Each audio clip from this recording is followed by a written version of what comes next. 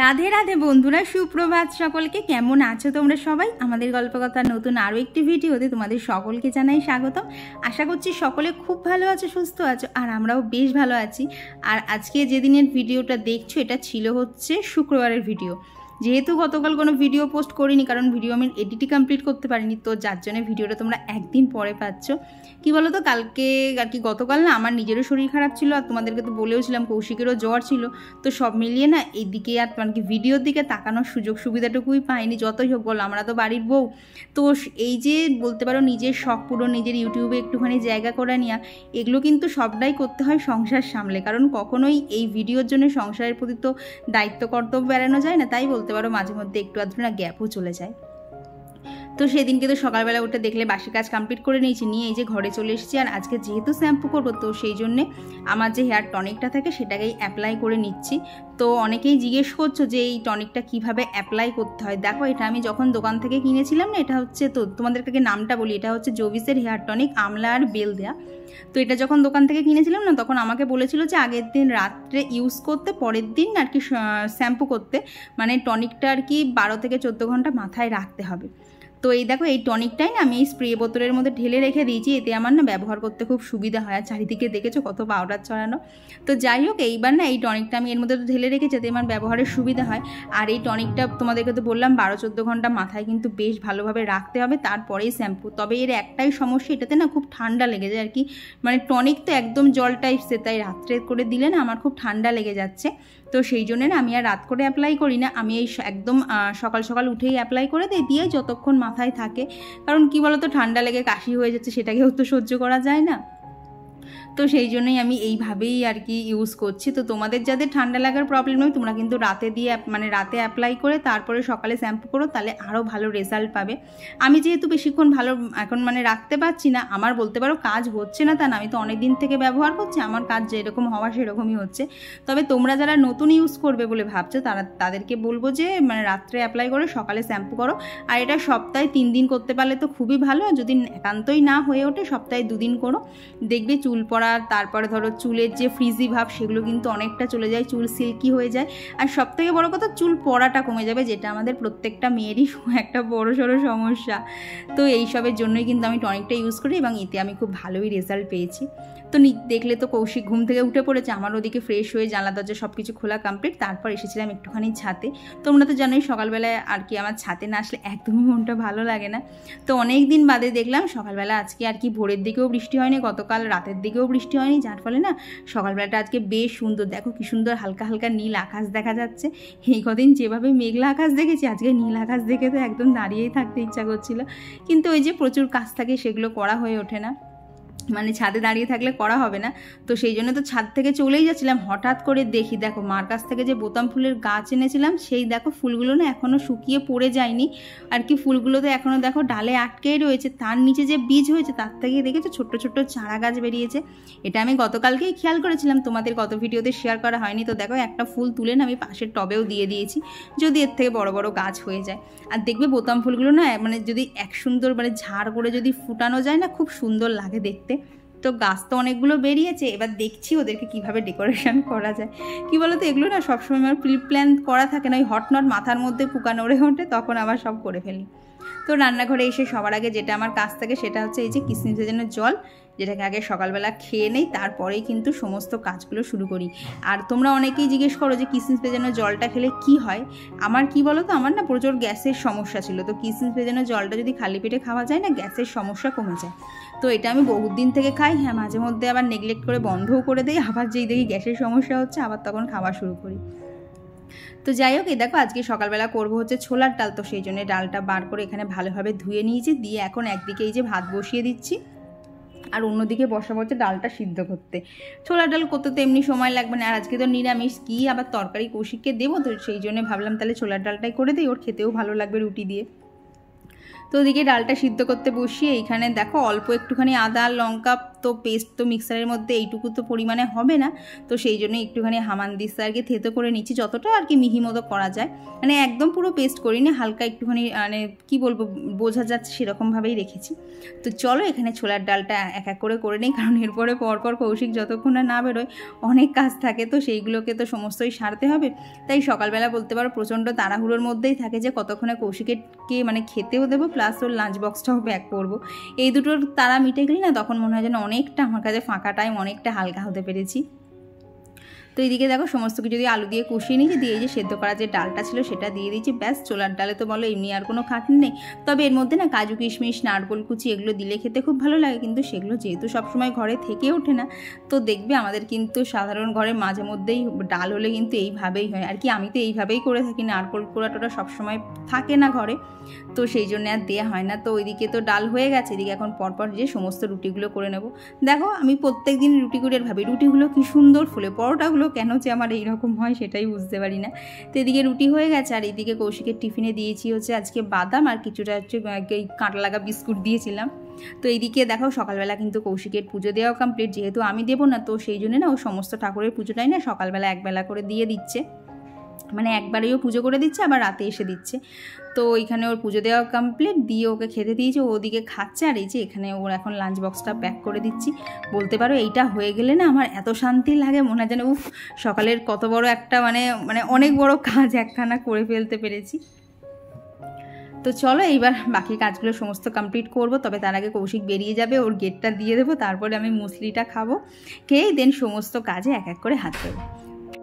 তো চলো এবার বেশ কিছু কমেন্টও শেয়ার করে নিই। তো আমার গত ভিডিওতে কমেন্ট করেছিল যে মৌল লাইফস্টাইল থেকে দিদিভাই, তো দিদিভাই লিখেছে কাজ নিয়ে তো কোনো কথা হবে না, খুব ভালো লাগলো ব্লগটা। থ্যাংক ইউ দিদিভাই।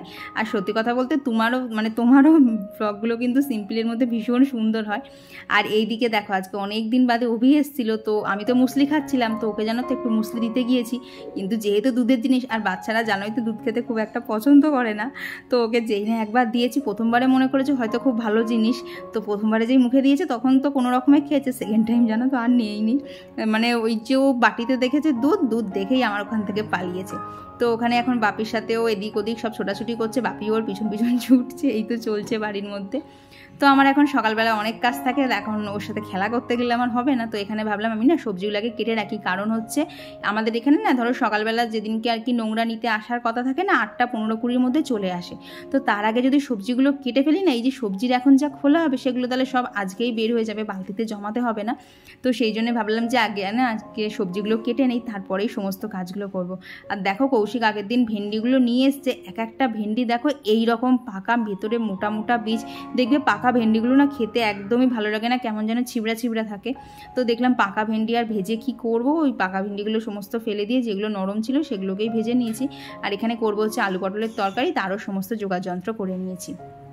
আর এইদিকে বললাম না আর কি অভি বাপির সাথে খেলা করছে, তো এইদিকে কী করছে বলো তো, ও না খুব বাদাম খেতে পছন্দ করে, তো দেখো বাপি ওর হাতে দুটো বাদাম দিয়েছিল, যেই না বলেছি বাদাম দে, খাটের এ প্রান্তে ছিল, এই প্রান্ত থেকে ছুটে ওই প্রান্তে চলে গিয়েছে।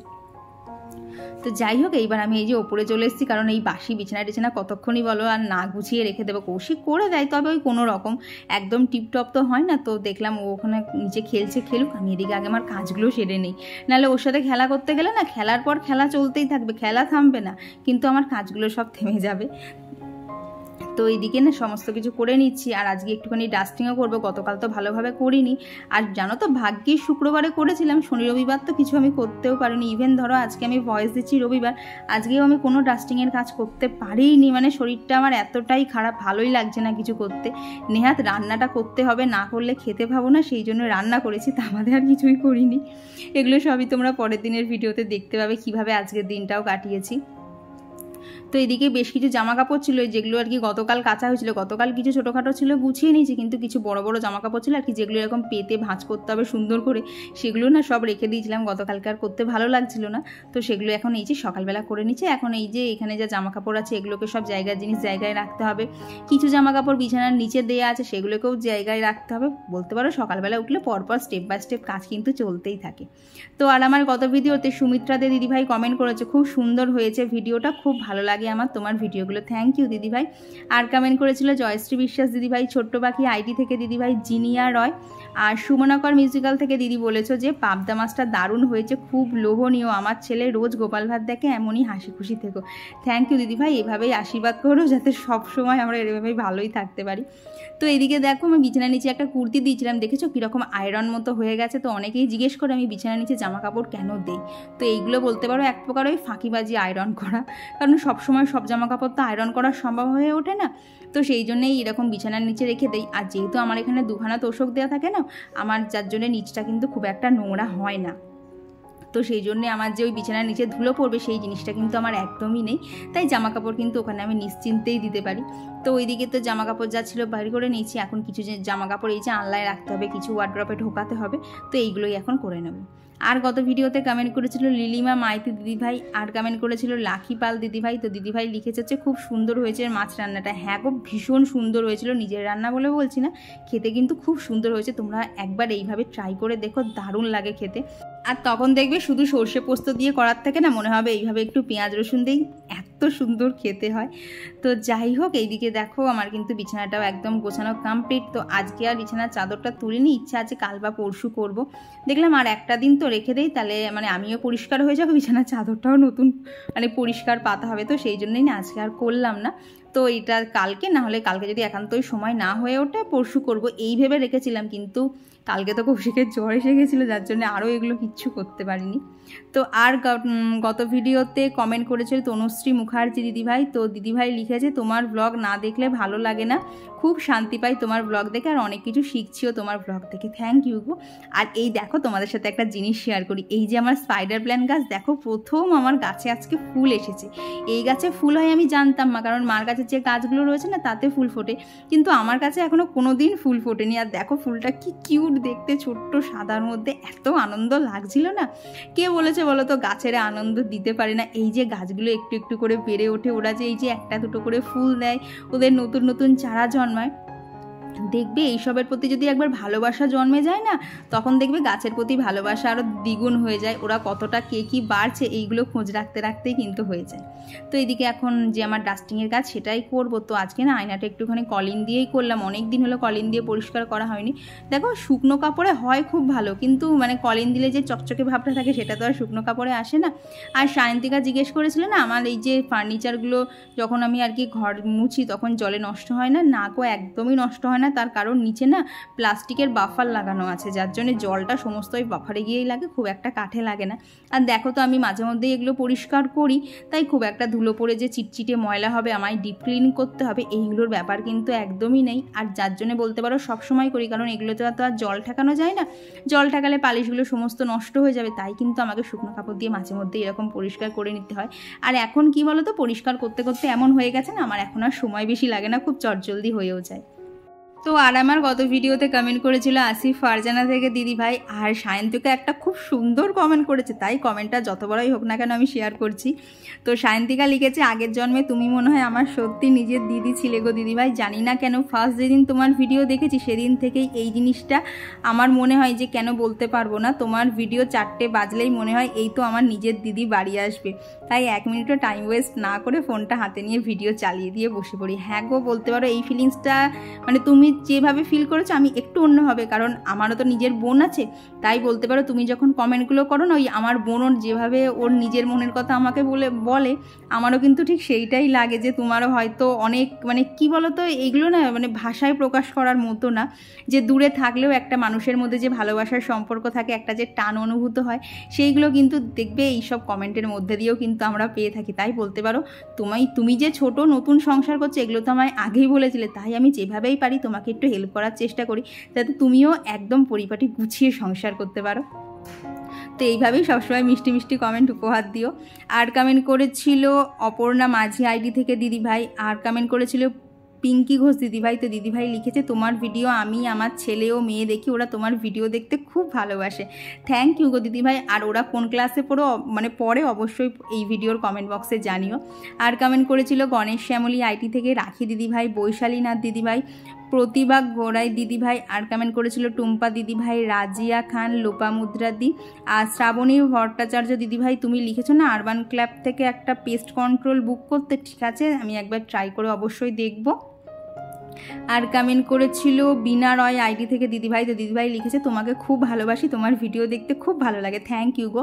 বলতে পারো তোমাদের এই কমেন্টগুলোই হচ্ছে আমার ভিডিও বানানোর এনার্জি, যার জন্য একদিন বলতে পারো এই যে মাঝে মধ্যে এক দিন বাদ চলে যায় না, সেদিনকে যে আমার কি ফাঁকা ফাঁকা লাগে না, যে একটুও যদি চেষ্টা করতাম ভিডিওটা হয়তো দিয়ে উঠতে পারতাম, কিন্তু কী বলো তো এক একদিন আর সময় হয়েই ওঠে না। আর কমেন্ট করেছিল বিট্টু বিদিশা ব্লগ আইডি থেকে দিদিভাই। আর পূর্ণিমা মণ্ডল দিদিভাই লিখেছে দিদিভাই সকালে রান্না করা যে চালটা রাতে ভিজিয়ে রাখো তাতে ভাত তাড়াতাড়ি হয় গো। হ্যাঁ গো, খুব ভাত তাড়াতাড়ি হয়ে যায়, যেহেতু রাতে ভেজানো থাকে বলে চালটা নরম হয়ে থাকে, তাই কিন্তু ভাত বসালেই ভাত হয়ে যায়। আর তুমি যেটা বলেছো না দুপুর অবধি ভাত ভালো থাকে কি না, সেটা বলতে পারো দুপুর অবধি ভালো থাকে, কিন্তু খুব গরম পড়লে প্রথমত ভালো থাকবে না, তখন একটু ফ্রিজে ঢুকিয়ে রাখতে হবে, দুপুরে খাওয়ার আগে একটু গরম করে নিতে হবে। আর যদি বলতে পারো মানে এমনি ধরো নর্মাল ওয়েদার আছে, চালটাও মোটামুটি ভালো, তাহলে কিন্তু দুপুর অবধি আমার ভাত থেকে যায়। তো তোমাদের ওখানে কীরকম চাল পাওয়া যায় আমি তো জানি না, তো তুমি একবার ট্রাই করে দেখতে পারো। সকালে ধরো অল্প করে একটুখানি ভাত করলে সেই ভাত একটা ছোটো বাটির মধ্যে খানিকটা তুলে রেখে সেদিক এইভাবে কিন্তু চেক করতে পারো যে দুপুর অবধি ভাত ভালো থাকে কিনা। আমাদের এখানে যে চালগুলো পাওয়া যায় মোটামুটি ভালো থেকে যায়, ওই মাঝে মধ্যে কৌশিক একটু এদিক ওদিক চাল এনে ফেলে, বুঝতে পারে না, তখন আবার দেখি ভাত একটুখানি কেমন যেন জল কেটে গেছে। কিন্তু নর্মালি যদি যে চালটা আমরা সবসময় খাই সেটা যদি আনে তখন দেখি ভাত কিছুই হয় না, ভাত কিন্তু আমার দুপুর অবধি ভালোই থেকে যায়। আর কমেন্ট করেছিল পারমিতা দিয়ে দিদিভাই, তো দিদিভাই লিখেছে বৃষ্টিতে ফোন কিভাবে নিয়ে যাও ছাতে, বৃষ্টিতে ভেজে না। না গো, ওখানে একটা বড় পাতাওয়ালা গাছ আছে, তার নিচে ফোনটাকে আমি রাখি, আমার ফোন ভেজে না। আর কমেন্ট করেছিল পুষ্পা জয়স্তরী ব্লগ থেকে দিদিভাই। আর কমেন্ট করেছিল দীপান্বিতা হালদার দিদিভাই, তো দিদিভাই লিখেছে যে অনেকদিন অভিকে দেখি না। তো কি বলো তো, অরির পরীক্ষা চলছে, আর ও সত্যি কথা বলতে ছোটোবেলায় তো প্রচণ্ড দুরন্ত ছিল, আর এখন না যত বড় হচ্ছে আস্তে আস্তে শান্ত হয়ে যাচ্ছে, একটু বাড়ির মধ্যে থাকতেই পছন্দ করছে, যার জন্য ওকে আর দেখা যায় না। কিন্তু এই যে অভি মাঝে মধ্যে বেরোয়, তাই যখন ও আসে অবশ্যই তোমাদের সাথে শেয়ার করি। তো ওইদিকে দেখো আমার কিন্তু আলু পটলের তরকারি একদম হয়ে গেছে, ওই জিরে আদা লঙ্কা টমেটো দিয়েই করেছি, নিরামিষভাবে আর কি করবো বলো।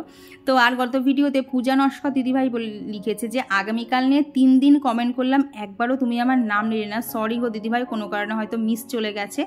ঠিক আছে, এরপর থেকে আর তোমার ভিডিও যদি দেখি কমেন্টও করবো না। না গো, এরকম করো না গো, আমি এবার থেকে দেখছি কি হয় বলো তো, মাঝে মধ্যে না রিপ্লাই দিয়ে ফেলি তো সঙ্গে সঙ্গে, তখন না কমেন্টগুলোকে আর খুঁজে পাই না।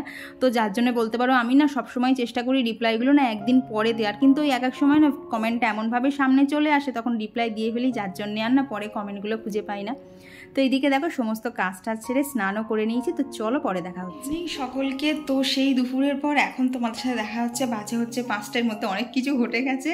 সেটা হচ্ছে কৌশিক তাড়াতাড়ি অফিস থেকে চলে আসছে, কারণ ওর প্রচণ্ড জ্বর এসে গেছে, মানে যাওয়ার সময় জ্বর ছিল, অফিসে গিয়ে একটা প্যারাসিটামল খেয়েছে, খেয়ে একটু বেটার ফিল করছিল, তারপরে কি হলো আবার জ্বর এসছে, আবার ও রিটার্ন করছে, এই তো এক।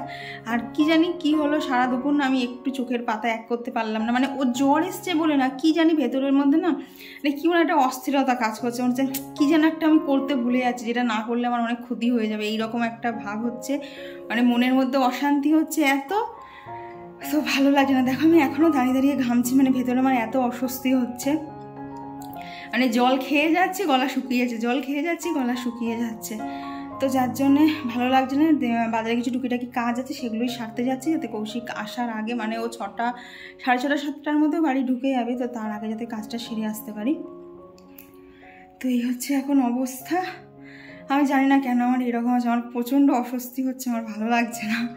তো এখন বাজারে যাই, বাড়ি এসে দেখছি যদি শরীর ভালো লাগে ভিডিও করব, না হলে প্লিজ কিছু মনে করো না, আজকে আর ভিডিও টানতে পারবো, অন্যদিন তাও রাতের দিকে একটু একটু ভিডিও করি, আজকে মনে হয় না করতে পারবো, শরীরটা ভালোও লাগছে না, আর কেন এরকম অস্থিরতা হচ্ছে সেটাও আমি বুঝতে পারছি না। কিন্তু বিশেষ করে কৌশিকের জ্বর এসেছে বলে সে বিষয়ে কিচ্ছু না, ঠিক আছে, জ্বর তো খুব কমন জিনিস, হতো বাড়ি চলেই আসছে, আসলে খেতে টেতে দেবো, ঠিকঠাক হয়ে যাবে, আর অস্বস্তিটা কেন হচ্ছে আমি সেটাই বুঝতে পারছি না। তো যাই হোক এখন বেরোই, তো চলো পরে দেখা হচ্ছে।